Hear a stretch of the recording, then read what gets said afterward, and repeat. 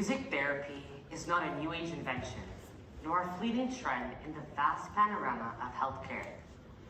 Music therapy in its essence is as ancient as civilization itself. Hello ladies and gentlemen, my name is Ishaan Grotra, and today I'm here to tell you a story about a healer named music. I recently went on a global-led trip to Greece for music and math. And what I learned is that music therapy actually dates back to ancient Greece. When we were in Epidaurus, we visited the temple of Asclepius, which was not only a temple, but one of the most important therapeutic centers of the ancient world. Asclepius was the god of medicine and healing, and was the son of Apollo, the god of archery, music, and the arts. Have any of you seen this symbol before?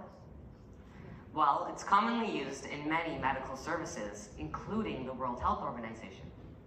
But did you know that it is actually the staff of Asclepius? This medical center differed from the ones we see today because it used sound as music.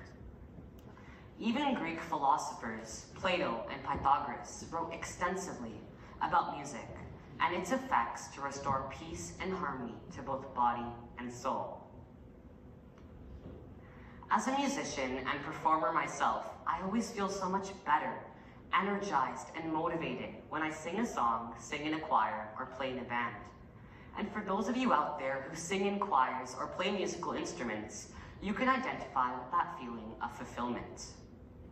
When you hear music that you like, you want to move and dance or tap your feet and fingers. This innate human capacity to move to the beat doesn't seem to change across our lifespan. We're born with it and we die with it. But music also affects us biologically. Listening to or making music indirectly releases hormones such as serotonin, oxytocin, dopamine, and endorphin, and these are called your happy chemicals. These are messenger substances in the brain that both reduce pain and create positive emotions that help us feel more connected with the people around us. Music has also been used to help individuals accomplish tremendous and daring tasks that they wouldn't have been able to do alone. Sea shanties, for example, organized, sustained, and motivated the efforts of sea sailors sailing around the world. Way hey and up she rises, way hey and up she rises, way hey and up she rises early in the morning. By singing that, they were able to hoist massive sails, load and unload heavy cargo, and row all at the same time.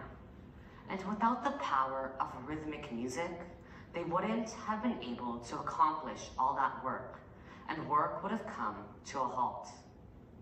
Would you go to a gym class where the speakers were broken and there wasn't any music? Would you continue to do jumping jacks, Zumba, or lift weights? No.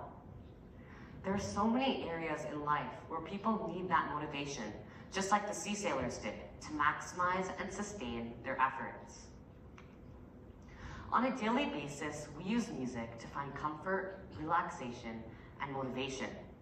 Music can use these connections to help people when they're afraid, when they're in pain, or when they're deeply challenged.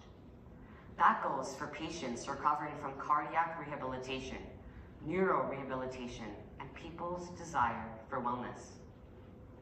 When I'm studying late at night for a test or an assignment due the next day, I always put on my headphones and listen to my lo-fi beats to access that relaxation response, so I won't be buckled by stress.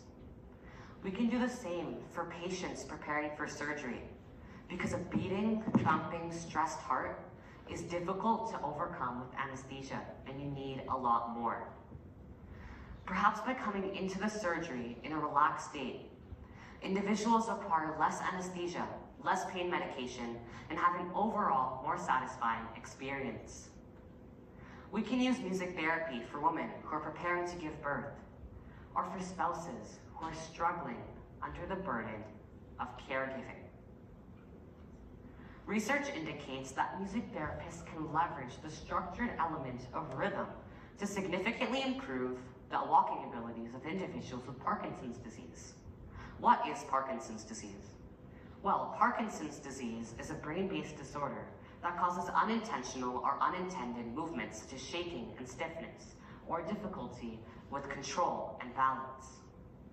Using music in their therapy significantly improves fine and gross motor skills through a process called rhythmic entrainment, which sets body movements to the beat of music.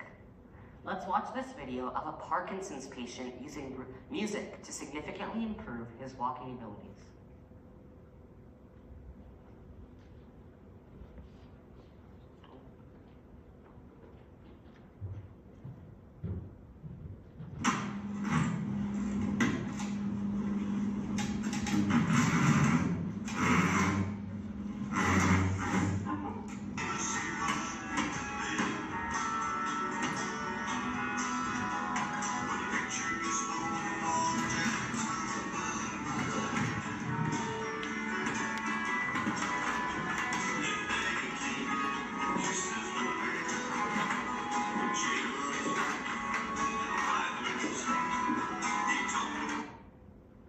Isn't that just amazing?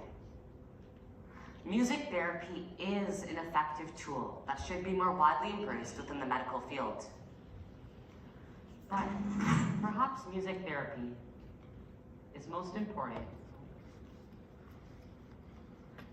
Perhaps music therapy is most powerful in the field of education. Increasing research shows the beneficial impacts of musical education on children's cognitive and social growth, with enduring effects such as enhanced hearing, improved verbal communication, memory retention into old age, and mathematical skills. And yet, music is disappearing from the curriculum in most parts of the Western world. It seems as if music is always thought of as an art. It's separate from science. But it wasn't always that way, and it certainly is not that way in Indigenous populations that are still with us today. Up until the Middle Ages, music was a normal part of education.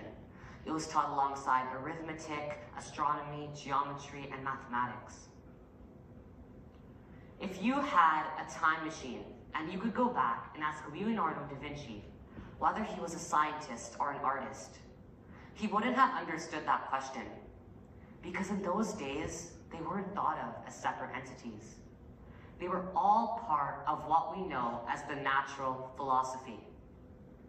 And so, I invite you to invite music into your life when you're in pain, when you're afraid, or when you're deeply challenged. Thank you.